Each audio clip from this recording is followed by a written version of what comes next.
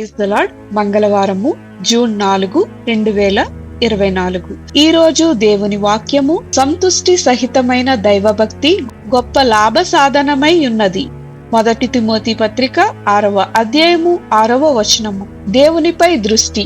నేను నిశ్చితార్థ ఉంగరముల కోసం షాపింగ్ చేస్తున్నప్పుడు చాలా గంటలు ఆ సరైన వజ్రం కోసం వెతుకుతూ గడిపాను. నేను ఉత్తమమైన దాన్ని కోల్పోతే ఏం చేయాలి అనే ఆలోచనలతో నేను వేదన చెందాను. ఎకనామిక్ సైకాలజిస్ట్ బారీ స్క్వాడ్ ప్రకారం నేను సంతృప్తి పరుడిగా కాకుండా అతిగా ఆశపడే వాడిగా నా సంకుచిత స్వభావం తెలియపరుస్తుంది. సంతృప్తి పరుడు తన అవసరాలకు సరిపోయేంతగానే ఏదైనా ఎన్నుకుంటాడు. అతిగా ఆశపడే వారు మనం ఎల్లప్పుడూ ఉత్తమ ఎంపిక చేయవలసిన అవసరం ఉంది. అనేక సార్లు మన సంకోచం వలన ఏర్పడే పరిణామము ఆందోళన, నిరాశ మరియు అసంతృప్తి. వాస్తవానికి సామాజిక శాస్త్రవేత్తలు ఈ విషయంపై మరొక పదాన్ని రూపొందించారు. అదే తప్పిపోతారనే భయం.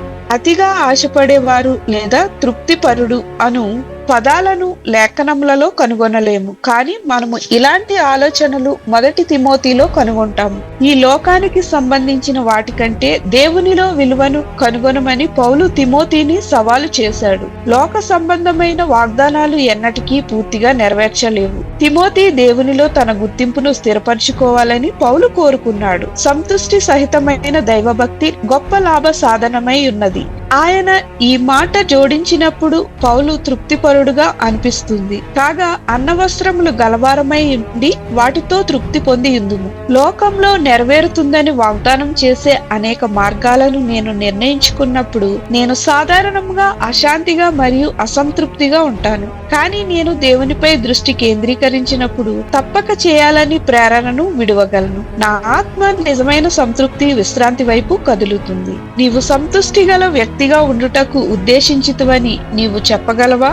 ఆలోచన చేయండి.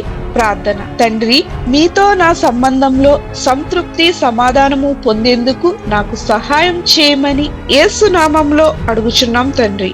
ఆమేన్.